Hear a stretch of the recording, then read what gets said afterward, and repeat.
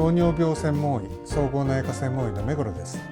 糖尿病や生活習慣病の療養に役立つ情報を5分で分かりやすくお伝えしています。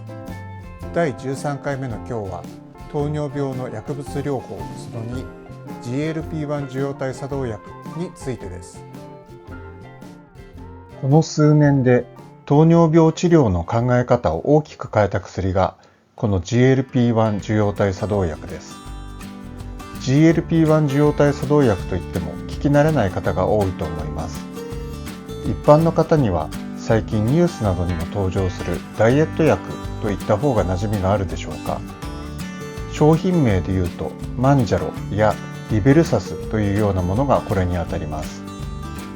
確かにその減量効果が認められ、一定条件のもと同じ成分の薬剤が肥満症の治療にも保険適用されていますが、もともとは糖尿病の薬として開発されてきた薬剤です。現在注目の薬剤でもあり、本日はこれに関して解説いたします。皆さんが食事をとると、その刺激で腸管からインクレチンと呼ばれるホルモンが分泌されます。このホルモンには GLP-1 と GIP という2つの種類のホルモンがあり、膵臓に働いてインスリンを分泌させたり、脳に働いて食欲を抑えたり、胃や腸の動きを抑えたりします。このホルモンを薬として体の外から補充するのが GLP-1 受容体作動薬です。現在では GIP と GLP-1 の両方の作用がある薬剤も発売されています。この薬剤の利点は何よりも血糖値の改善効果がこれまでの薬剤と比べて高いことです。さらに血糖値が高い時だけインスリン分泌を促すため、低血糖を起こすことがほとんどありません。食欲を抑える効果もあるため、特に肥満型の糖尿病の方において体重への良い影響が期待できます。また薬剤によっては心臓や腎臓といった糖尿病による血管合併症を予防する効果も報告され始めています。つまり血糖値がなかなか目標に届かない、体重を減らしたい、心臓腎臓の病気が心配というような方に向いているお薬です。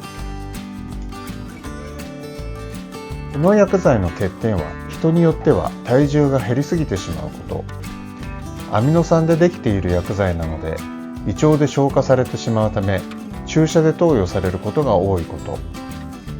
新しい薬剤なので値段が高いことです。また個人差がありますが、吐き気や便秘、下痢といった消化器系の副作用が多く、少ない量から少しずつ体を慣らしていく必要があります。ただ注射といっても非常に細い針であり、皆さんがイメージする予防接種などの注射とは異なり、スタンプみたいなイメージですので、それほど恐れる必要はありません。週に1回の注射で良い製剤が多く、出張などに持ち歩く必要もなくなり、喜ばれる患者さんも多いです。また最新技術で飲み薬のタイプも開発されています。飲み薬の場合は正しい飲み方を守らないと体にほとんど吸収されないため注意が必要です。実際にマンジャロとオゼンビックとデモキを使って使用の実際をご紹介します。これはあくまでデモキでの説明ですので、実際の使用は必ず医師・医療者の指導の下で行ってください。マンジャロの場合は注射針も一体型のアテオスという機械です。機械のロックを外してキャップを外します。名前の通り皮膚に当ててボタンを押すと中の針が自動的に出てきてパチンと注射をしてくれます。針の怖い方も針を見ることなく注射を行うことができます。普段の実際に使用する注射器はこれをそのまま廃棄していただくという形になりますが、これは注射用の練習用の見本ですので何回か繰り返し行うことができます。ロックを外してキャップを外して、実際にはお腹に打っていただくことが多いと思いますが、皮膚に当ててボタンを押すだけ、当てて押すだけの当て押すという機械になります。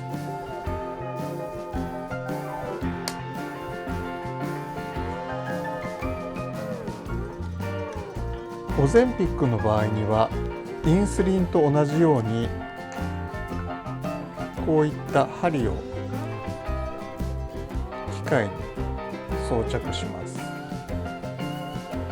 針というと皆さん予防接種とかあるいは採血の時の針を思い浮かべると思いますが、実際の針の太さは見えますかね。このような非常に細いものになっています。全く痛くないというと嘘になるかもしれませんが、神経が張り巡らされているところに刺さらなければ、針が刺さらなければ痛みを感じない、実際にはほとんど痛みは感じないぐらいの針の太さになっています。こちらの場合には目盛りを指定された量に合わせていただいて、皮膚に刺して注射します。注射というよりはスタンプのような形でボタンを押すだけという形になります。注射が終わりましたら針を取り除いて終了という形になります。もちろん好きで注射をされる方はいないわけですが、ほぼ痛みなく週に1回の投与ですので、特にお忙しい方も持ち運んだりをする必要がなく、非常に安心して使える機械となっております。皆さんの注射といって思い浮かべるイメージと違うということをご理解いただければ幸いです。この薬剤は治療効果の高さや合併症予防効果などから、私は今後の糖尿病治療薬の中心となる薬剤と考えており、特に肥満型の方や血管合併症リスクの高い方では積極的にご紹介しています。もちろん万能薬ではなく、向き不向きもありますので、医師とよく相談して使用してください。次回は糖尿病の薬物療法その3、SGLT2 阻害薬についてです。では、さようなら。